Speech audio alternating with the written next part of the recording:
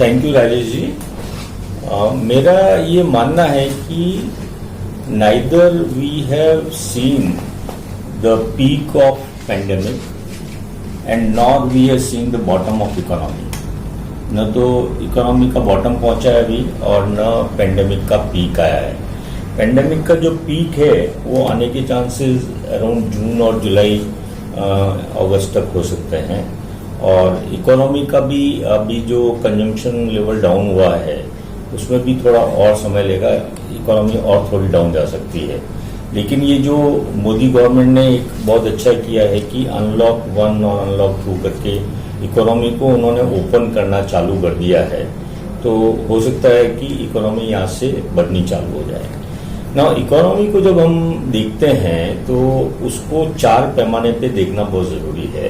पहला है कंजम्पशन, और दूसरा है इन्वेस्टमेंट, तीसरा है इंपोर्ट एक्सपोर्ट, और चौथा है गवर्नमेंट एक्सपेंडिचर। ना अगर कंजम्पशन की दृष्टि से देखें हम तो कंजम्पशन करीब करीब 40 to 50% लोगों का डाउन हो गया है। ओनली एसेंशियल चीजों का कंजम्पशन ही लोग बाग कर रहे हैं और नॉन एसेंशियल्स का कंजम्पशन बंद कर दिया है। और अगर इन्वेस्टमेंट देखें तो आप समझ लीजिए कम से कम 2 साल तक नए इन्वेस्टमेंट आना बहुत मुश्किल है इंडिया में, क्योंकि जो एग्जिस्टिंग कैपेसिटीज है उसको यूटिलाइज करना ही पहले प्रायोरिटी होगी।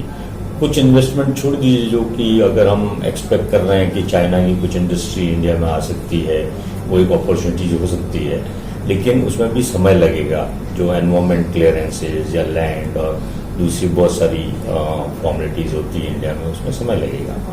तीसरा जो इंपोर्ट एक्सपोर्ट है वो इंटरनेशनल कंजम्पशन डाउन लेवल होने से अभी इंपोर्ट एक्सपोर्ट पे भी काफी इम्पैक्ट आने वाला है। जो चौथा पिलर है इकोनॉमी का वो है गवर्नमेंट एक्सपेंडिचर। लेकिन प्रॉब्लम ये हो गई है कि गवर्नमेंट के पास में भी फंडिंग कमजोर हो गई है, क्योंकि उनका 1 लाख करोड़ का जीएसटी कलेक्शन था जो 25,000-30,000 करोड़ पे रह गया है, और अभी जीएसटी कलेक्शन में इंक्रीज होने में अभी समय लगेगा। और गवर्नमेंट के ऊपर ऑलरेडी मतलब सोशल रिस्पॉन्सिबिलिटी बहुत ज़्यादा हो गई है, माइग्रेंट लेबर के लिए या किसानों के लिए या मजदूरों के लिए उनको सुविधाएं देना। तो गवर्नमेंट अपने अननेसेसरी एक्सपेंडिचर अभी कट करेगी। तो अभी सिचुएशन मेरे को ऐसा लगता है कि और डाउन जाएगी as far as the economy is concern. ऐसी मेरी सोच है। चाइना में जो कोरोना का जो हैवक हुआ है तो उसका जो प्रादुर्भाव की वजह से पूरी इंडस्ट्री की हालत खस्ता हो गई, पूरे उद्योग पूरी तरह से हल गए, कामगार जो है श्रमिक लोग अपने घरों वापस चले गए। ऐसे में ये सारे चीजों को देखते हुए सेंट्रल गवर्नमेंट ने भी अपना इकोनॉमिक पैकेज अभी रिलीज किया था, 20 लाख करोड़ का पैकेज किया है, 20,50,000 करोड़ कोटी का। तो और उसमें 3 लाख जो करोड़ रुपए है एसएमई के लिए किया था। तो अभी उसका कुछ एनालिसिस हुआ नहीं, अभी उद्योजक लोगों में भी संभ्रम है। तो ये संभ्रम क्या है और कब तक चलेंगे उस बारे में बताइए। देखिए, मेरे को ऐसा लगता है कि जो 20 लाख करोड़ का पैकेज है, गवर्नमेंट की न तो इतनी ताकत है कि 20 लाख करोड़ कोई आज के आज लोगों के पॉकेट में पहुंच जाएंगे, ऐसा संभव नहीं है। गवर्नमेंट कोशिश कर रही है कि लोगों के पास में कुछ पैसा उनकी जेब में जाए, कुछ उनके आगे के बिजनेसेस को ठीक करने के लिए लगे, कुछ उनकी वर्किंग कैपिटल में हेल्प मिले। तो बहुत तरीके से उन्होंने उसको डिजाइन किया है, क्योंकि आप खुद आपके पास में कैपेसिटी नहीं है कुछ देने की, लेकिन उसके बाद में भी आपको एक जनता को एक आश्वासन देना है कि हम कुछ दे रहे हैं। तो उस दृष्टि को देखते हुए पैकेज बहुत ब्यूटीफुल बनाया है, लेकिन कंजम्पशन बढ़ेगा इससे मुझे थोड़ा डाउट है इसमें, क्योंकि लोगों के पास पहुंचते हुए, जैसे भी रेडी वाले हैं उनके लिए उन्होंने बोला है कि 10,000 रुपए का आप लोन ले लीजिए। अब हर रेडी वाला 10,000 का लोन लेने के लिए जाएगा, उसके लिए इतना संभव नहीं है, और फिर उसको वो वापस भी देना है। तो बेसिकली ये कोई सब्सिडी नहीं है, ये आप लोन दे रहे हैं। एमएसएमई इसको भी आपने लोन देने की कोशिश कर रहे हैं कि हम जो आपको लोन देंगे उसके ऊपर आपको बैंक गारंटी, मतलब आपको गारंटी नहीं दें या कोलेट्रल नहीं देना है। लेकिन हर कोई एमएसएमई लोन ले पाएगी, उसमें भी कई सारे रेस्ट्रिक्शन है। तो इसका इतना कोई बहुत बड़ा इम्पैक्ट जाएगा ये मुझे मुश्किल लगता है, लेकिन गवर्नमेंट के पास में इससे ज्यादा बहुत ज्यादा कोई ऑप्शंस भी ओपन नहीं थे। गवर्नमेंट ने भी कुछ अभी जो एसएमई को जो लोन देने के संदर्भ में जो आपने बातचीत की है ना, तो कोलेटरल फ्री करने के लिए भी कहा था। हाँ। और सेकंड थिंग कैसे जीएसटी हो गया, ये सारी चीजें ऑर्डर ऑफ फैसिलिटीज जो है व्यापारी जो डिमांड की थी उसमें भी कुछ शिथिलता लाने का ऐसा सरकार का प्रयत्न था, और रिजर्व बैंक के थ्रू उन्होंने कुछ नोटिफिकेशन भी निकाला था। लेकिन एक्चुअल में जो व्यापारी को जो चाहिए उसका बेनिफिट नहीं मिल पाया। उसका रीजन ये देखिए, सबसे पहले व्यापारी का एग्जिस्टेंस तभी है जब उसके पास में ग्राहक है ना। जैसे भगवान की एग्जिस्टेंस तभी है जब भक्त है। अगर भक्त नहीं है तो भगवान क्या करेगा, अगर ग्राहक नहीं है तो व्यापारी क्या कर लेगा। तो अभी तो प्रॉब्लम ऐसी है कि कंज्यूमर ही नहीं है। आप खुद के बारे में सोचिए कि आप जो पहले मान लो हर 2-3 महीने में एक शर्ट खरीद लेते थे, तो अभी आप शर्ट या ठीक है बाद में खरीद लेंगे, अभी सिर्फ दाल चावल रोटी इसके ऊपर ही फोकस है।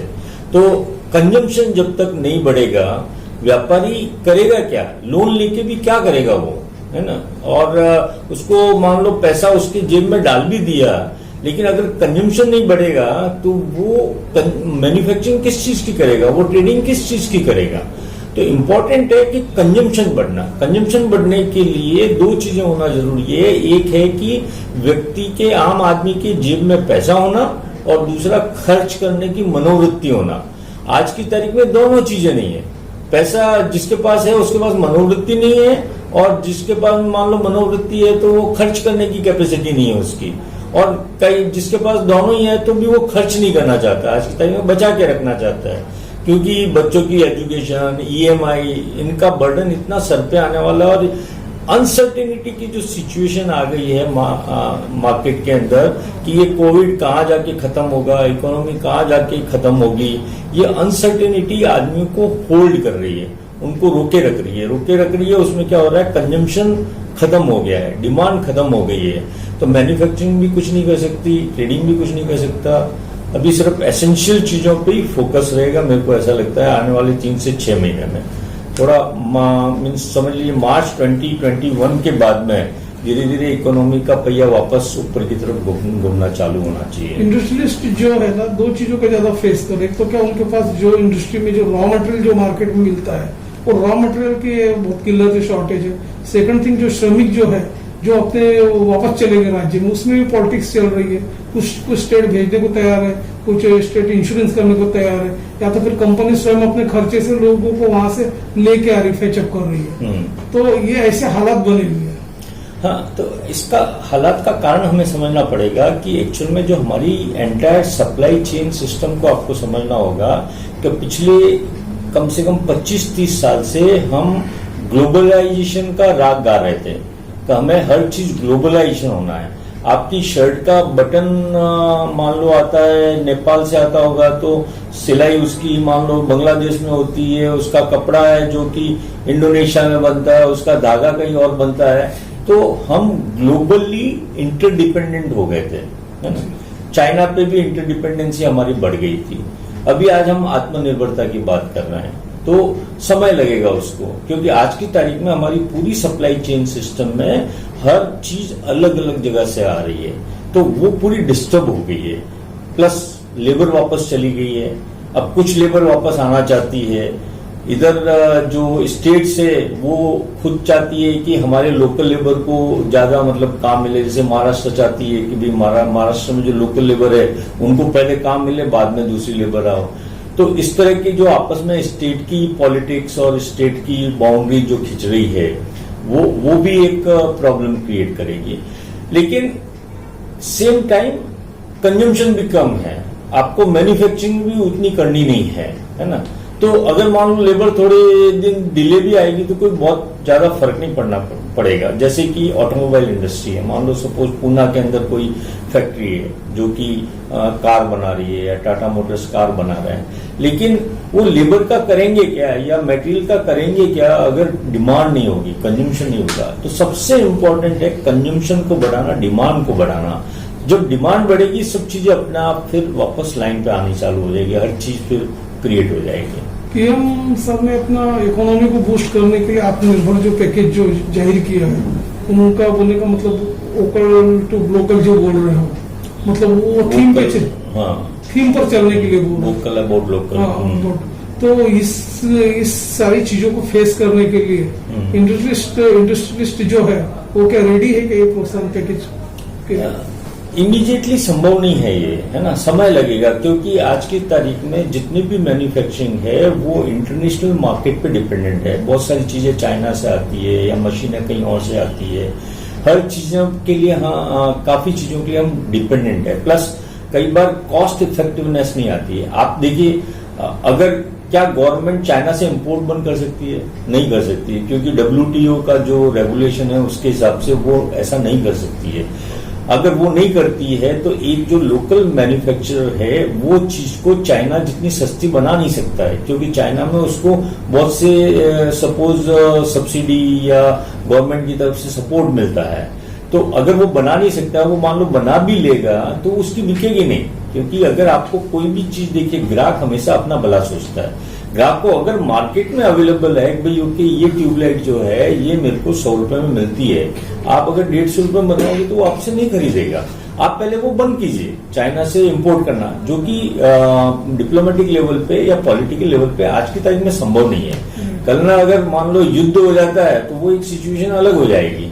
तो बहुत सारी चीजें अनिश्चितता के दौर में अपन जी रहे हैं, और सोच बहुत अच्छी है कि हमें आत्मनिर्भर होना चाहिए, और इंटेंशन भी बहुत अच्छा है, इसकी तरफ में वर्क भी होगा, लेकिन धरातल पे ये चीजें आने में समय लगेगा। आपने ओवरऑल जो सिनेरियोज पे प्रकाश डाला है उससे पूरा इकोनॉमी का पूरा क्या सचित्र है उस बारे में आइडिया आ गई हम लोगों को। अभी सर हम आपसे एक अवेयरनेस के बारे में भी ये ले लेते हैं, मैसेज ले लेते हैं। हेमंत कुमार लोढ़ा है और SMS ग्रुप का एक डिवीजन है SMS एनवोके लिमिटेड, जिसमें हम वेस्ट मैनेजमेंट करते हैं। तो उसका मैं मैनेजिंग डायरेक्टर हूँ। और आपको ये जान के मतलब आश्चर्य भी हो सकता है कि आज की तारीख में इंडिया में जितने भी कोविड पेशेंट है उनके करीब 50 to 60% कोविड पेशेंट का वेस्ट हम उठाते हैं। तो हम भी एक तरह से वो सफाई कर्मी भी हैं और फ्रंटलाइन वॉरियर्स भी हैं। हमारे बॉम्बे में, दिल्ली में, नासिक, औरंगाबाद, लखनऊ, रायपुर, ये 6 जगह पे जितने भी कोविड पेशेंट का वेस्ट होता है वो हमें इकट्ठा करना होता है और हमें उसको साइंटिफिकली डिस्पोजल करना होता है। तो हमारे लिए सबसे इम्पोर्टेंट है कि हमारे जितने भी वर्कर्स जो कि जाके वेस्ट लेके आते हैं कोविड क्वारंटाइन सेंटर से या हॉस्पिटल से, उनकी सेफ्टी, हम लोग भी वही PPE यूज करते हैं जो डॉक्टर्स यूज करते हैं। तो मेरा ये सबसे यही कहना है कि गवर्नमेंट की मजबूरी है आज की तारीख में, या दुनिया की मजबूरी है कि लॉकडाउन को खोलना पड़ेगा, नहीं तो इकोनॉमी से जितना नुकसान हो जाएगा वो कोविड से कम होगा और इकोनॉमिक डाउनटर्न से ज्यादा हो जाएगा। लेकिन इसका मतलब ये मत समझिए कि कोविड या कोरोना चला गया है। कोविड और कोरोना है और अपने बीच में रहेगा। हमें उसके साथ में जीने की आदत डालनी है, हमें उसके साथ में रहने की आदत डालनी है। आप मेरे को ये बताइए कि रोड एक्सीडेंट में कितनी जाने जाती है, तो इसलिए हम जब रोड पे चलते हैं तो हम सेफ्टी के साथ चलते हैं, हेलमेट लगाएंगे, सीट बेल्ट लगाएंगे, देख के चलेंगे। वैसे ही हमें कोरोना के लिए भी मास्क लगाना है, सोशल डिस्टेंसिंग रखनी है और सोप से कंटिन्यूस हाथ धोना है। हम इसको SMS फॉर्मूला बोलते हैं। SMS मतलब S मतलब सोप यूज कीजिए, M मतलब मास्क लगाइए और S मतलब सोशल डिस्टेंसिंग रखिए। Thank you. आपने हमारे चैनल्स के साथ